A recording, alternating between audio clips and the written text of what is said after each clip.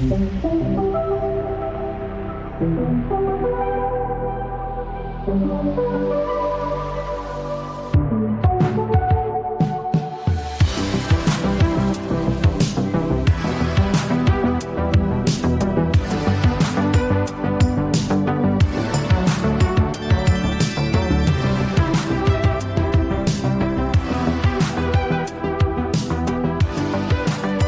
up, everybody? Welcome to episode 18 of The PlayStation Effect. I'm your host, Marco. Joining me is my good friend and co-host, Pablo. And each week we're here to explore the past, present, and future of PlayStation. And this week it's time for our mid-year check-ins to reveal our top 5 favorite games of the year so far. But what's a year in gaming without a little disappointment or two? So that's why we're also going to reveal which games let us down the most in 2026. Plus, PlayStation apparently isn't anywhere near done making live service games, so we'll try to unpack why they haven't learned their lesson, what we should expect next, and what this all means for you. So let's get settled, get situated, subscribe if you enjoy the show, and let's get started, Pablo, and let's talk PlayStation first and foremost, because we're a PlayStation podcast. That's what we do, and sometimes we have to talk about the more uncomfortable things on the business side of PlayStation. So, look, man, live service lives on. So, in an interview with Famitsu, SIE president and CEO Hideaki Nishino has confirmed that PlayStation is still fully committed to their live service strategy. Now, despite several high-profile flops, cancellations, and even the recent layoffs at Bungie, Nishino still believes that live service games are vital for attracting consumers and that Sony will quote-unquote revitalize the market by providing more first and third-party live service offerings. So, Pablo, let's talk about it, right? So, obviously, it's been kind of a hot-button topic over the last few years with PlayStation that this live service strategy has done more harm than good for all kinds of reasons. So, now that we know that the live service strategy is not dead, I want to ask you a very no-frills question, man. Is this a mistake? Yeah. If we're talking about PlayStation specifically, yeah, absolutely is a mistake. You have the loss of $400 million on one game, Concord, okay? And you're over here talking about how we're going to go ahead and revitalize the industry or revitalize the genre, the entire genre. Bro, you are the one that committed this foul, right? Your whole entire presence in this genre has made this genre pretty much hated by everybody. And really, when you look at what exactly is going on here, they're looking for the success at the level of Fortnite. Look at Xbox specifically. Xbox has a whole bunch of successful live service games. They have Fallout 76, ESO, Grounded, Sea of Thieves, and it's still not enough. So when Sony is talking about what they want to do within the genre of live service games, they're talking about Fortnite level success. They're nowhere near that at all. Yeah, and that's what's really weird is that I don't know what their expectations are. Like, how much longer are you going to keep experimenting like this, right? And how much longer are you going to keep losing money, right? I mean, we know like the reality of Marathon is not very rosy right now. That's not doing great. Not a lot of players on that game, even though it's great. We know that Fair Games is still alive and well and probably renamed and repackaged as something else, but that's still happening. But, I mean, you saw the reaction to that. So how viable do you think that's going to be? Horizon Hunter's Gathering. That didn't go over well one bit, but forcing the issue seems to be PlayStation's MO, even when all signs and signals are pointing to these games not working out. So is this a mistake? 100%. I think that this is just another one of those cases where it's the definition of insanity. We're going to do the same thing again and again and again, and we're going to hope that we stumble into some sort of money printer, and then we're just living large and in charge. And that's so rare to do in a live service genre that is already well populated by the Robloxes of the world, the Fortnites of the world. I can go on and on. There's just no way to get a piece of that pie. It's already been accounted for, man. It's over, you know? Especially since they've shown no patience at all with those live service games that they've put out, you know? Like Concord got pulled in 2 weeks and they didn't care that they spend that much money. Yeah. So it's one of those things where you want to tell us that You want to stay within live service games because you think that's going to be advantageous to your company. But the reality of the fact is you're not looking for minor successes. You're not looking to make that next great game. You're looking to literally line your pockets and feed your studios without doing much else, right? Yeah. Now, speaking of studios, Pablo, that brings me to my next question that I wanted to pose at each other here, and that is, will this strategy result in fewer single-player games? I can only talk about the history and what we already seen. So, yes, if they really want to do this, they're going to once again have to pick out great studios that they have and try to make something of this. Because what's the alternative? Buy a studio? You guys bought Bungie, one of the biggest live service game companies in the world, if not the biggest, and you still couldn't make it work. So it doesn't really make a lot of sense. What is your next move here? You're absolutely going to hurt your studios and continue to hurt your studios because you're going to want to still make this a viable thing for you, and it's not working out. Yeah, we're going to miss out on single-player games, man, because these guys want to make money and above all else, you know? Yeah. That's what's concerning, is that they don't have enough studios to really kind of do a whole lot as it is, right? They just closed down Blue Point Games. They've closed about a total of 7 studios so far since 2020. So my question is not only who's going to make the single player games, but who's going to make these live service games too? You know, like, are you going to keep trying to push the square peg through the round hole and ask studios who are not equipped to do this to do one anyway, and then run into the same problems that led up to all those cancellations a couple years ago? Like, that's my question, is how deep down the rabbit hole are they going here? Because, we know what exists so far. Like I said, we named off a couple of games already that they are already, putting in motion. But if your goal is long-term with this, then I think it's only natural that single player games are going to suffer and that you are going to try to keep things as even as possible. And even that's kind of a reach. We don't know the ratio of how many live service games they want compared to single player games. So it can be 60-40. We don't know. And that's what's kind of spooky a little bit, is we know that this matters to them, but we don't know how hardcore they can get.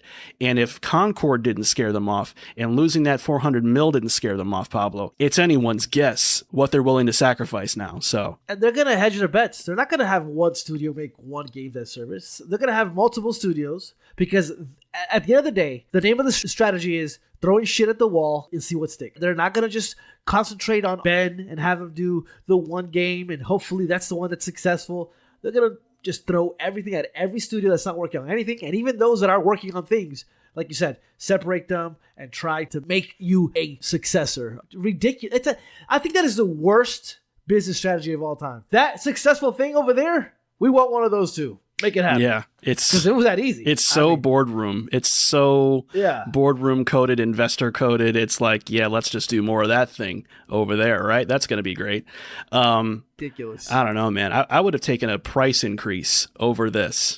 That's how bad this is in my brain. But look, to that point, it's creating concern, man. It is. So my question, which is again another kind of no frills question, is how much patience should PlayStation fans have left for this strategy? 0. Why would you have any patience for this? Because they've shown you that they can't handle it. They've shown you that they've fumbled the ball. They got Bungie, failed that. I mean, listen, we stated all the reasons why already. You should have no patience on this. And the problem here is it doesn't matter. When it comes to money, the pushback the internet gives, the PlayStation faithful, the community, it doesn't matter. Because at the end of the day, when their sights are set on bank, everything else falls to the wayside, including PlayStation fans. And even if their opinion of this entire strategy is a no-go. But yeah, because of that, you shouldn't have any patience about this. You shouldn't be like, well, let's wait and see. Because we've waited and seen for way too long, and we've missed out on potential sequels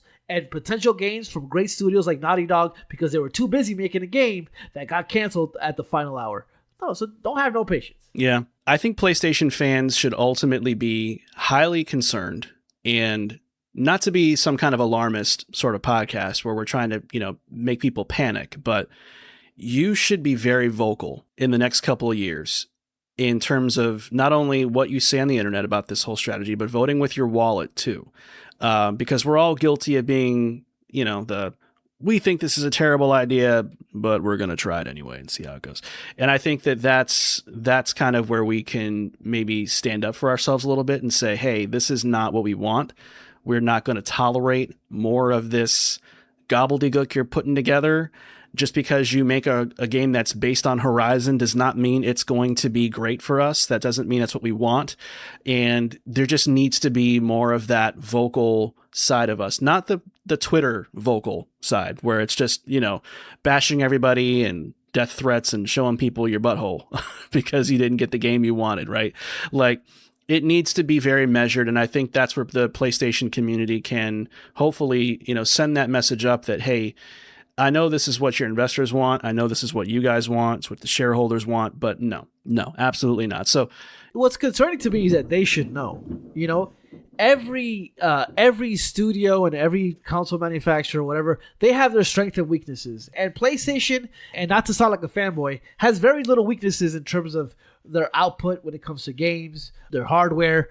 But when it comes to games and service, it's something that they can't land. It's something that they have no talent or no vision for. And so at that point, we should definitely, like you said, we should voice our concerns, because when it comes to this specifically, they just don't got that thing that they need to make this successful. So we don't need to carry water for them when it comes to this specifically. Yeah, sometimes no showing says it all. Don't show up to these games. Don't, just because it's a free to play or whatever it might be. If you don't believe in this strategy, do not show up to the party. Because that number is going to convince them that, hey, we've got MAUs and we got active engagement. We got this many players. And that's going to send the wrong signal up. So if this is not what you want, don't be there. If it's SOCOM, listen, I'm going to be right there. I don't care what's going on. But to that point, though, while you're joking, like that's the frustration is the confidence is not necessarily in PlayStation because they're just making the wrong kind of live service game. There's so many low-hanging fruit type of projects they can go and grab right now. A SOCOM. Why not? Like, go do that. Go do that. And then people would be like, you know what? Live service or not, I remember SOCOM. I grew up playing SOCOM. It's a big part of my PlayStation fandom.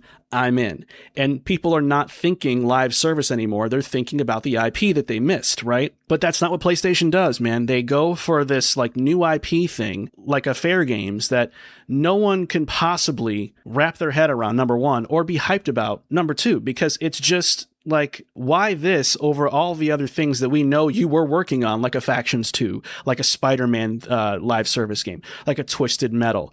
We want that. We want something that's still, okay, if you want to do this, fine, but it needs to feel distinctively PlayStation. And the problem is none of what they've done thus far that has made it to release, like the Concords of the world, feel distinctively PlayStation. It's like they're trying to start a new thing, and people just want what makes PlayStation what it is, and they're just not delivering. So, the patience should also be spread thin because of that too. It's just a lack of trust in what you are greenlighting as part of this strategy is not okay. It's not fun. It's not exciting. It's not anything that people would circle their calendars for.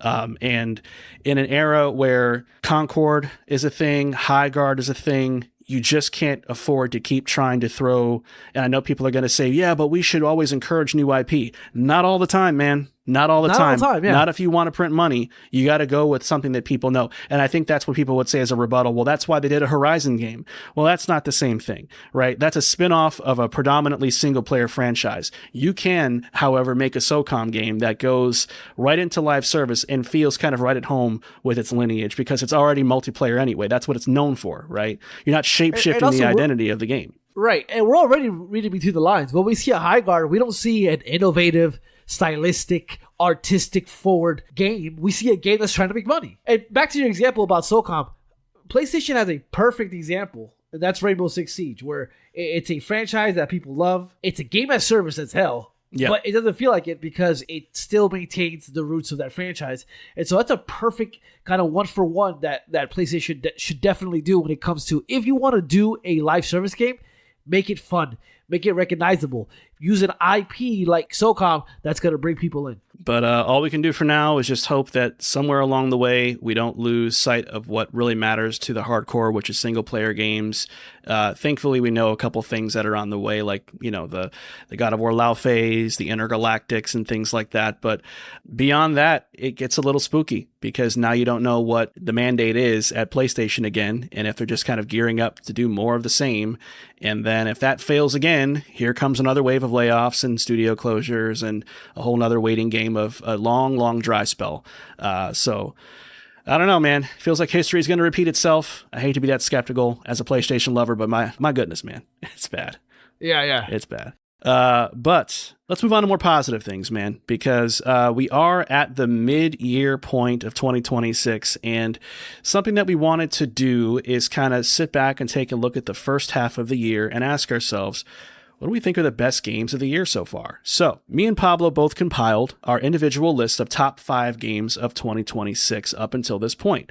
So we're going to go round robin and talk about each of these games and why we felt like they were so memorable and so deserving of being in the top 5 as of now. And then we'll get into our biggest letdowns of 2026, where we have a couple games we're going to call out for all the wrong reasons. And then we're going to round things out with talking through our most anticipated games left in 2026. But for now, Pablo, let's get to our top 5s of our games of the year so far. And let's start with our number 5 spot. And I will let you do the honors. What's your number 5? Number 5 is Mina the Hollower. It's one of those games that as soon as you play it, you know and understand its inspirations. You part Legend of Zelda, part Bloodborne, Castlevania. But it just isn't a ripoff of those games. It is a game that takes all the formulas from those games and mixes them up and makes its own thing that's uniquely Yacht Club. The burrowing system is absolutely amazing. It has an engaging story. The combat is awesome. Exploration is awesome. It's just a really fun game to play. It's very hard. It's very difficult as well. I was not really looking forward to this game too much, even though I love Yacht Club, and I even told you that there's no way I was going to get this game. But because of how everybody explained it to me and how the reviews were coming out, I had to try it at only $20. And it is a great experience. Yacht Club did it again, coming off of Shovel Knight. Yeah, now you have no spine, number 1. Let's just go ahead and call that out to the front of the congregation here. Pablo, man, I don't know why do you lie to me? Why do you lie? You told me you weren't going to get the game. It's how I feel in the moment. Because it's how I feel in the moment. I saw the kind of artwork. I'm like, I don't know. Yeah, it was like, no, I'm not buying this game. I'm buying this game. It's like, wait, what? Ain't no spine, baby. Oh, my God. But good pick, though, man. A lot of people are with you. One of the best games of the year. Definitely draws a lot of inspiration from the Game Boy Color days, too, that 8-bit style. Yeah. So a lot of people fell in love with it for that reason. So might be a game I spend some time with down the road. But let me get to my number 5 here. My 5th favorite game of 2026 is Mixtape. Now, even though this is a coming-of-age story that is nothing like my own, Mixtape still managed to captivate me with a story that nailed the awkward, uncertain period of growing up and trying to figure out who you are, and I think it does it with a surprising amount of heart. Like, the characters feel genuine, relationships kind of develop really naturally, their personal conflicts are captured really well and well understood, and the music, of course, drives a lot of the emotional storytelling as well. So by the time the credits rolled, I found myself genuinely attached to these characters and wishing I could see how life sort of panned out for each of them after this was over. But you don't get to see that. So it was a little bit of a bummer there. But I think it's a testament to the game, though. Despite all the hate about it being this industry plant game or not being a real game at all, I'm really glad that I gave this game a try, Pablo, because I got way more out of it than I ever could have expected. So that's why I have it at my number 5 spot. Yeah, I got to get back to it. I played a little bit. Then when I went back, I wanted to start over. I'm like, you know what? Let me just put this off to the side. I'll play this eventually this year. Yeah, I think you'll eventually like it when you get a chance to spin around and get to it. But it's not a long game. It's like 3 hours max. So you can probably beat this in like one sitting if you really dedicated yourself to it. But yeah, I digress for now. But yeah, great game. Loved it. Not afraid to say it. Don't care what people think about it. It's a good time. So let's move on to our number 4s, Pablo. Let's start with you. What's your 4th favorite game of 2026 so far? Yeah, that's going to be Yakuza Kiwami 3 / Dark Ties. Now, just to say, right now, I'm only playing the Kiwami 3 portion. But yeah, I mean, look, RGG Studios is doing something I would call unprecedented with the Kiwami games. They're remaking the games, obviously, but they're inserting these little new chapters, story moments that is kind of widening the entire series, and even adding characters from Like a Dragon into this game. So it's giving this whole world a more living and breathing environment, which I think is absolutely amazing. The way that they're able to do that with the game that's so old, yet implement these things and give Yakuza / Like a Dragon a breath of fresh air when it comes to everything. And that's what Kiwami 3 is doing in spades. I love it. I think that I can't remember how much of the original Yakuza 3 I played, but this game is awesome. The story is awesome. There's a new fighting mechanic that they added. I think it's equally as awesome. Everything about this game is just, it's great. I know people talk about the pacing of the story, but they've added some things that made the actual game itself a lot more consumable in terms of how they're expressing and telling you that story. But I'm loving it so far, man. Yeah, I mean, I like the fact that they've gone back and revisited these games. I know some of the retconning that they're doing can be a little controversial to some of the hardcore fans, but honestly, I think that translates to me as more quality of life updates, because now they know how the rest of the series played out and they don't want to leave any kind of plot holes or gaps in there. So whatever they can do to kind of make it more cohesive, I'm totally okay with. So I don't hold it in that much of a precious regard to be like, oh, don't touch it, it was perfect as it was. No, I think the original Yakuza 3 had some challenges with some of the narrative elements, and the gameplay wasn't its tightest, as they say, but it sounds like this is definitely a better game than I think some of the reviews made it out to be, which is good to hear. Let's move on to my number 4. So my fourth favorite game of 2026 is a game called Replaced. Now, unfortunately, this is not out on PlayStation as of yet, but hopefully it will be sooner than later. I got a chance to play it on Xbox via Game Pass. It's also available on PC.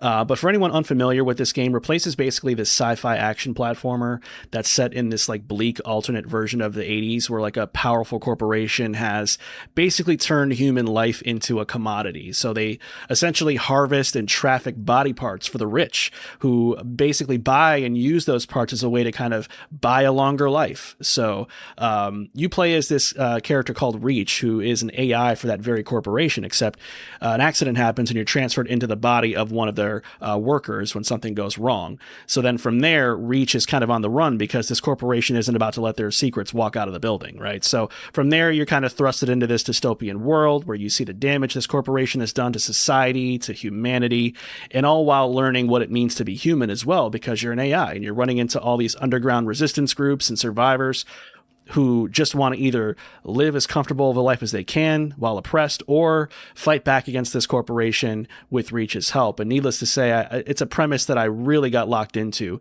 whether it was the characters, the contextual storytelling, or especially the striking pixel art style that brought each of those locations to life. I think Replaced, to me, really resonated with me even when the moment-to-moment gameplay was almost too simple for its own good.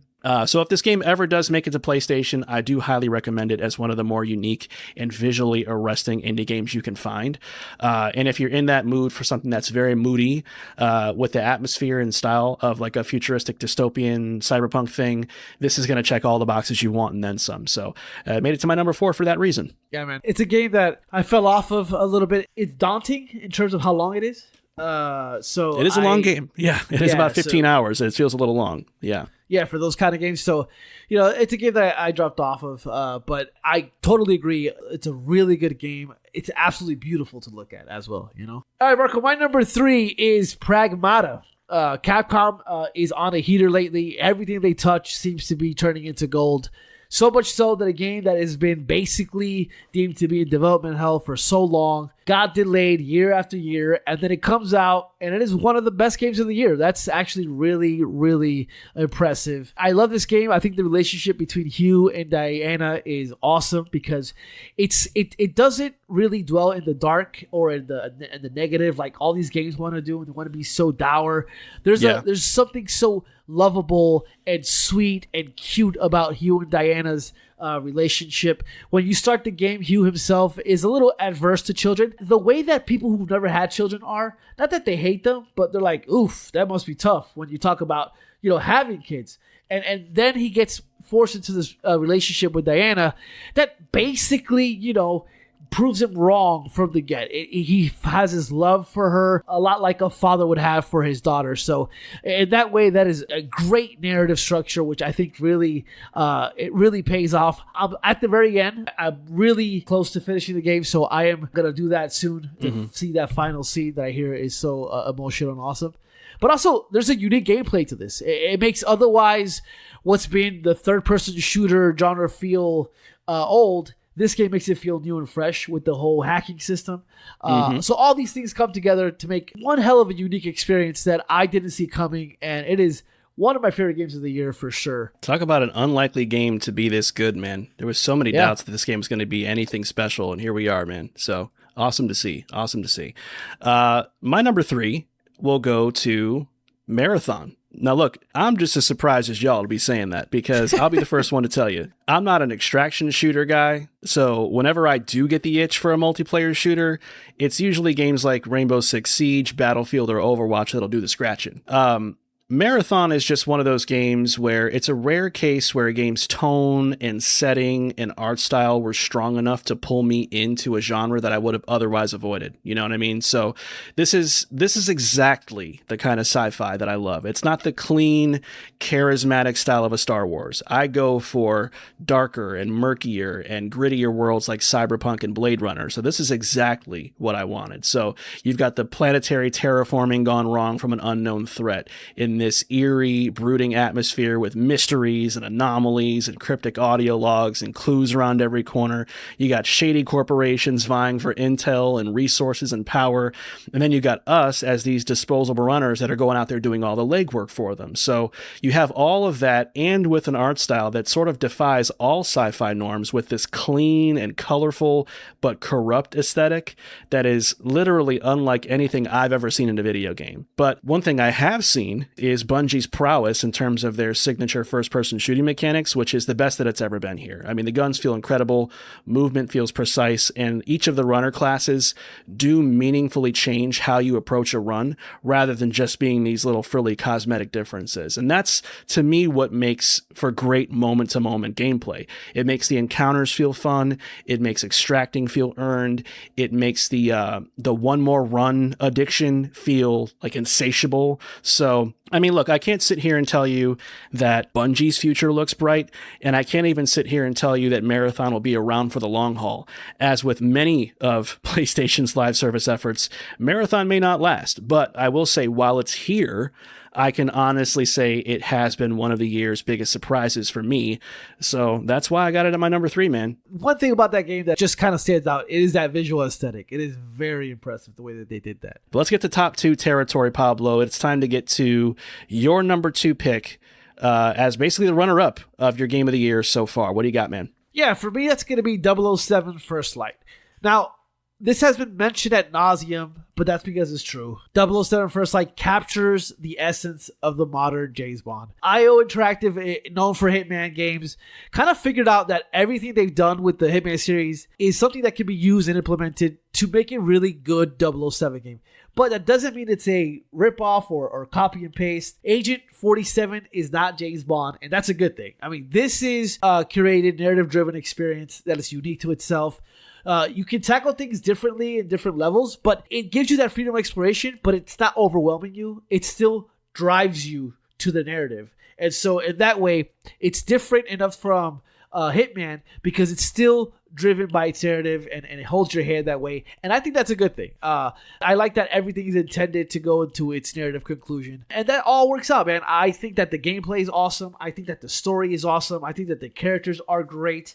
There are some moments that I had in the game that it kind of felt like it was going to fall apart at the seams. It was just a little too much going on, but that was so far and few between. Ultimately, for me, I think this game captures the essence of what we love about those third-person action adventure games that Sony always puts out, like the Uncharted series.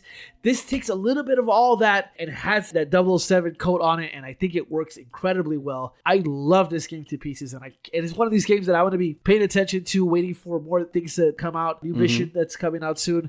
Can't wait for that. This game is absolutely amazing. And I'm surprised how much I liked it because I knew I was going to like it, but I didn't know I was going to like it this much. Yeah, and let's hope that Amazon will be nice and let IO continue to make more of these in the future without being dickheads about it. That'd be great. Yeah, I mean, it's made like what, close to 4 million now in terms of units sold, so that, which is really impressive for them. I mean, I don't know what Amazon would want at that point. Yeah, well, in the meantime, I'm glad we got this one. I haven't gotten around to it yet. This is one of those games I was going to wait for a sale, and I'm going to stick to my guns on that just because I've got my plate well full right now with other stuff I want to get to or just revisit. So I'll get it done before the end of the year.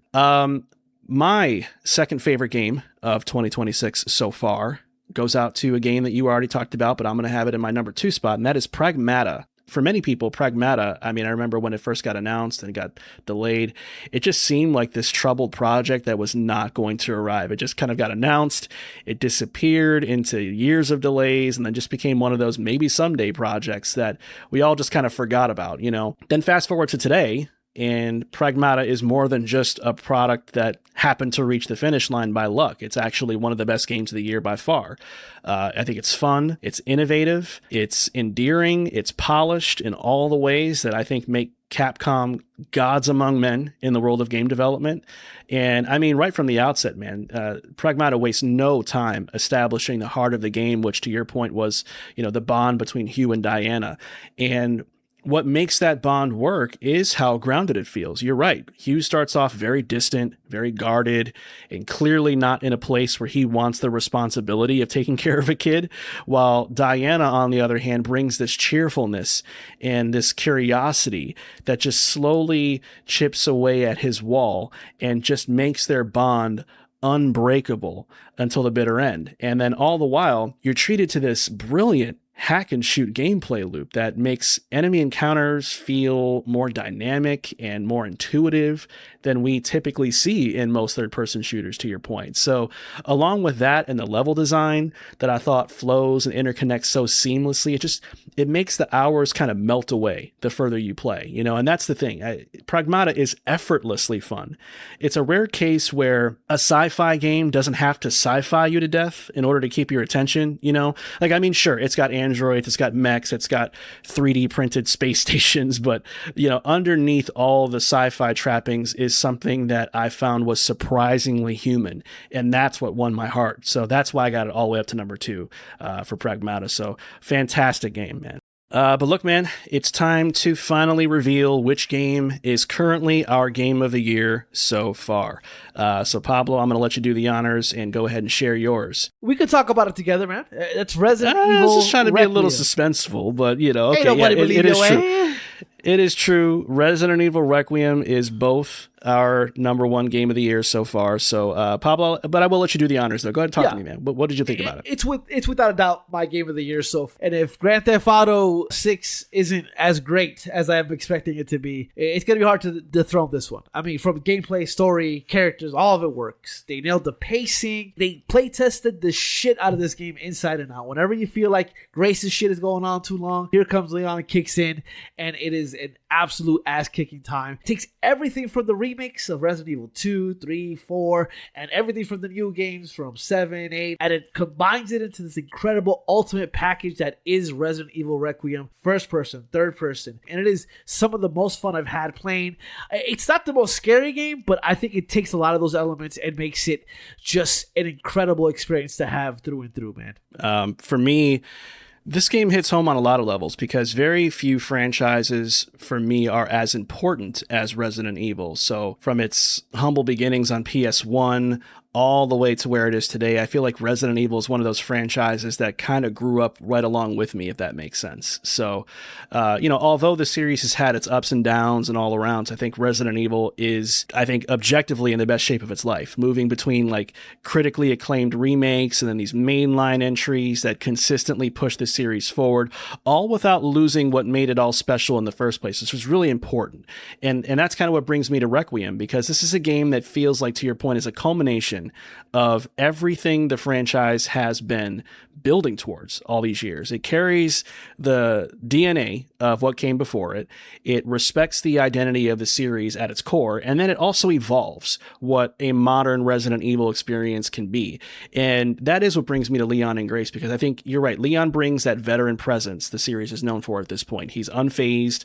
He's experienced, he's efficient, he's clearly somebody who's been through enough of these situations to stay composed under pressure. And then Grace, on the other hand, Grace is Grace is going through it a little bit. Yeah. She's just the opposite. She's understandably scared and disoriented and cautious. She's in pure survival mode. It's very clear that they wanted to kind of bake that into the design of like everything from the HUD to just the overall pacing of the game. Like it feels very fast. He's been here before. Yeah, he's just doing business, right? And that's that kind of contrast that I think shapes not just the story, but how you actually experience the game. Because Leon's sections are more powerful, they're skillful, they're confident, and Grace's is definitely more vulnerable and like reactive to things that are going on around her. So what's cool is that you're seeing the same world through two very different levels of experience, and the gameplay reflects that difference in a way that feels intentional rather than just like cheap mechanical changes, right? But like, for me, though, like, as I said at the top of this, I grew up alongside the series. So like returning to Raccoon City, Pablo, that was the moment for me where I'm like, oh my God, this is hitting me in a different way. Cause it was a very like emotional experience, especially after stepping back inside the RPD station and kind of walking down those familiar hallways and remembering things that happened there, getting chased around and stuff like that. So man, it all carried a weight that just sat with me way after I rolled credits on it. And that's where I think Requiem earned its place for me as the top spot, because it just connects its entire past, present, and future of Resident Evil together without skipping a beat. And the degree of difficulty to do that is crazy. So yeah, man, to me, it's a love letter, and I hate that word love letter, but it's very love lettery. It is. Yeah. But yeah, to summarize, Pablo, your list was Resident Evil Requiem at number 1, 007 First Light at number 2, Pragmata at number 3, Yakuza Kiwami 3/Dark Ties at number 4, and Mina the Hollower at number 5, while my list is Resident Evil Requiem at number 1, Pragmata at number 2, Marathon at number 3, Replaced at number 4, and Mixtape at number 5. So, safe to say, pretty solid start to the year. Good list, yeah. But there are some games, Pablo, that we had high hopes for, that we came in thinking this is a shoo-in for just being a top quality game.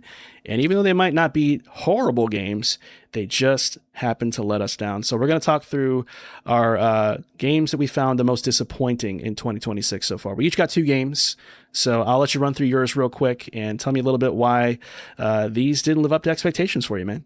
First one is Neo 3. A game that I was looking forward to. I was very excited to play. Downloaded the extended demo where got to play through that.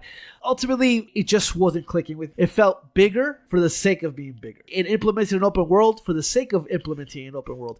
It doesn't feel cohesive. I don't really like how the world looks. They lost something within the art style in that, and even looking at the game was not fun for me. So that was quite disappointing, just because I was really looking forward to the evolution of Neo 1 and 2 into 3, because those games are considered some of the best Souls-likes that are not created by From Software, and I think Neo 3 is a big step back for them, and I hope that they find their way back. Yeah. And the next game is Forza Horizon 6. It's a fatigue thing. Finally Japan, but a couple of years too late. The whole music festival, the entire vibe of the game, the overt positivity consistently going throughout your ears about, oh man, you did great, this is going to be awesome. All of that is a vibe when it comes to Forza Horizon. It's just a vibe that I'm no longer really interested in playing. It feels a little bit like annualization fatigue, like Madden. I haven't played Madden in a couple of years. I'm probably not going to play MLB The Show for a couple of years. It feels like that because it all feels so familiar, and there's such very small differences in between that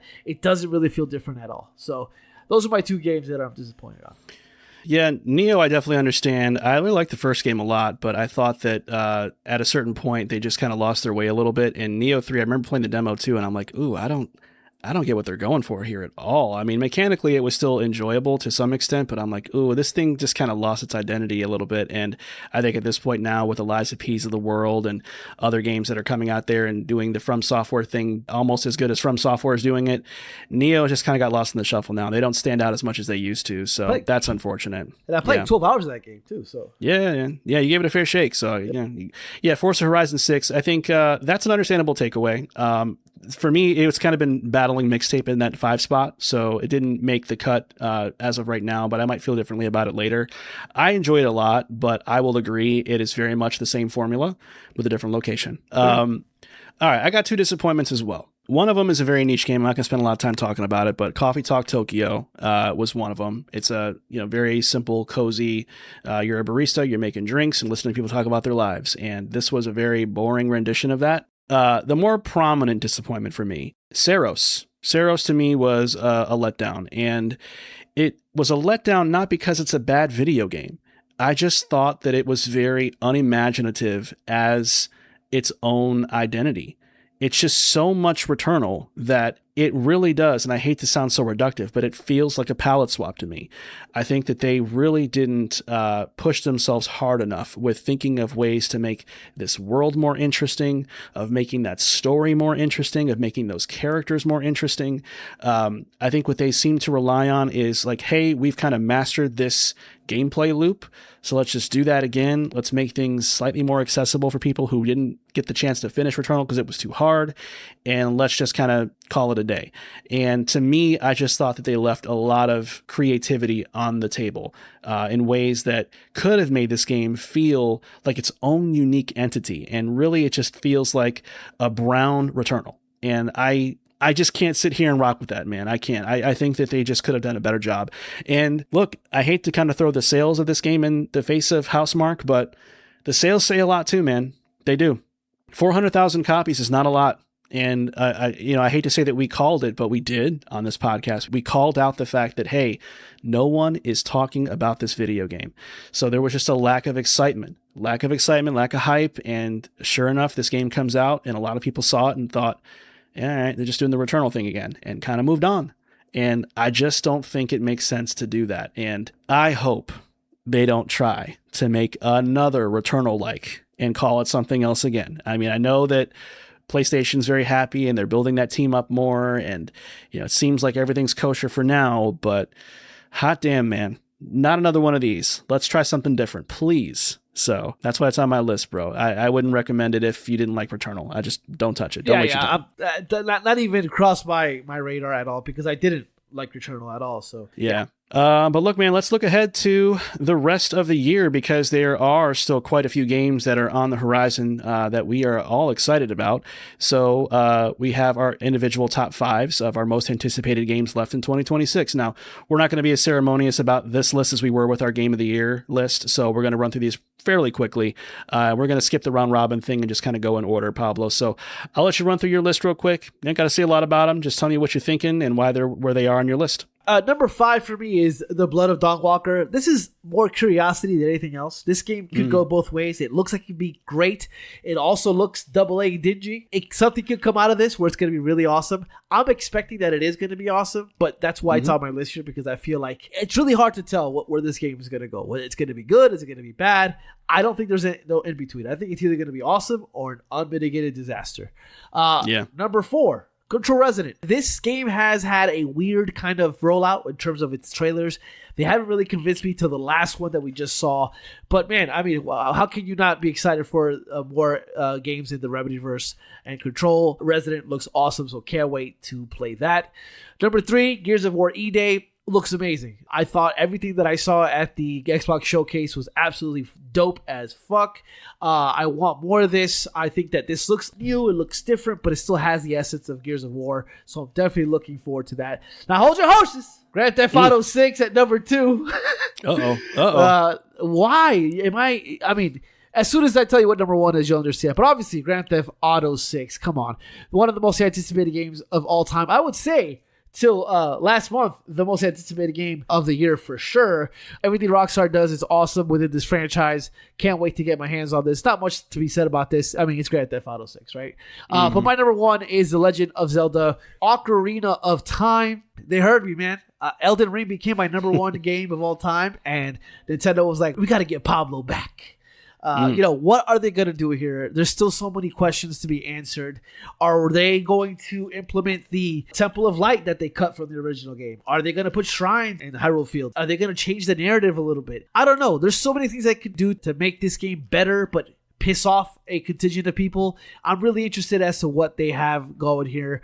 But I am super excited to see The Legend of Zelda Ocarina of Time in 2026. So can't wait for that, Marco. That's a hell of a list. We got a lot in common on our list too, so I'll mine are in different orders though, but we'll talk through it here. So my number 5 is Halo Campaign Evolved. Look, I'm one of those people that doesn't poo-poo remakes. I think that the first remake of Halo was not the greatest. And so I'm much more looking forward to this one because it seems like they're putting all of their effort into really revitalizing and enhancing the presentation of the game, from the cinematics down to just the moment-to-moment gameplay and the level design.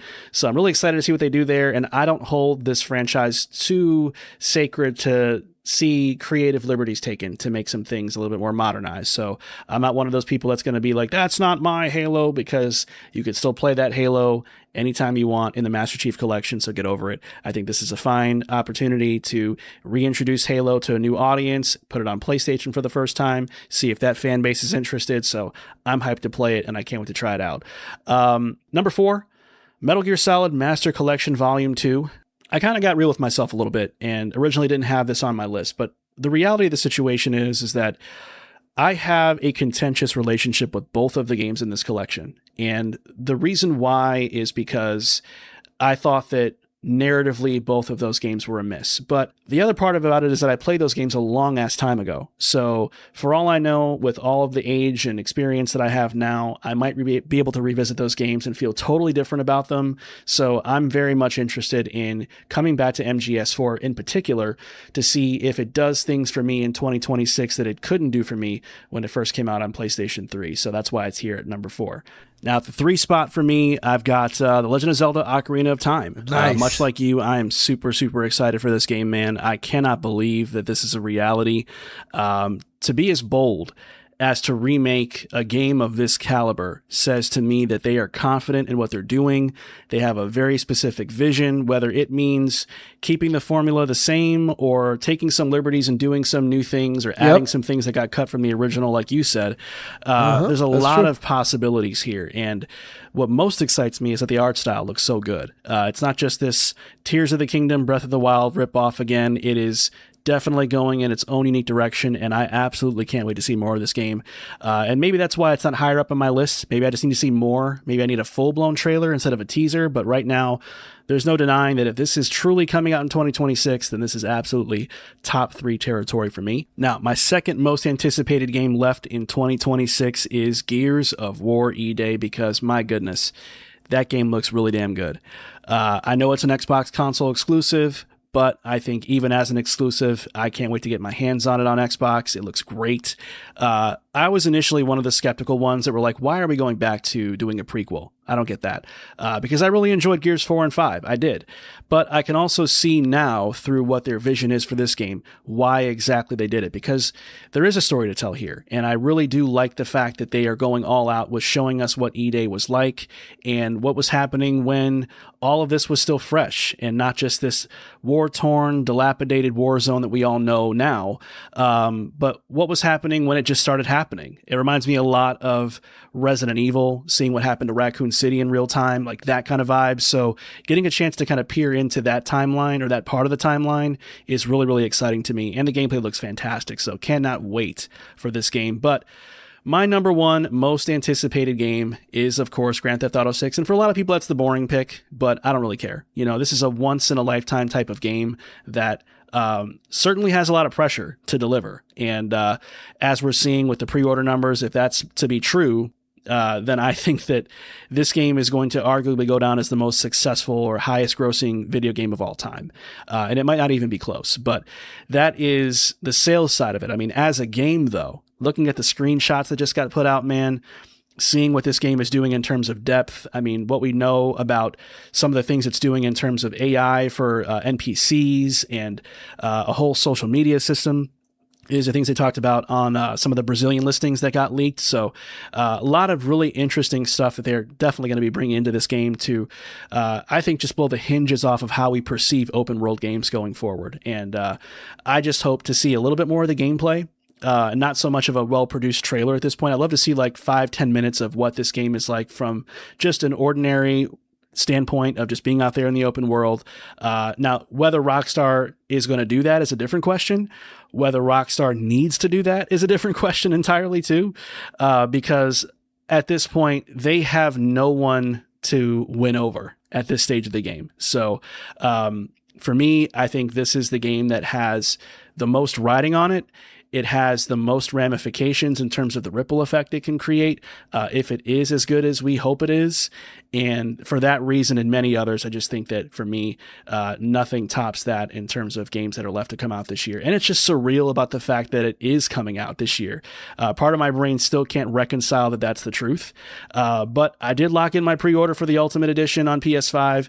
And I think that's when it kind of, hit me like, okay, this is actually happening now. It's no more of that like, hey, it might be this thing that comes out this year, might not. Like, it's a reality. And for that, I couldn't be more excited, dude. So that is my list here as well. Yeah, realistically speaking, I mean, there's no bigger game than Grand Theft Auto, but, Ocarina of Time Remake is definitely a contender in terms of going head-to-head with it. So, yeah. I think that's going to do it for this week's episode of the PlayStation Effect. We hope that all of you enjoyed this conversation as we checked in mid-year to talk about our favorite games and biggest disappointments of the year. We will, at the end of the year, have a full-blown Game of the Year special where we reveal our final top 10 games of 2026. So definitely subscribe to the show so that you don't not only miss out on future episodes coming up soon, but what we have planned for you at the end of the year as well. But until next time, that is going to do it for the PlayStation Effect. Until next time, stay safe, save often, and we'll see you next week.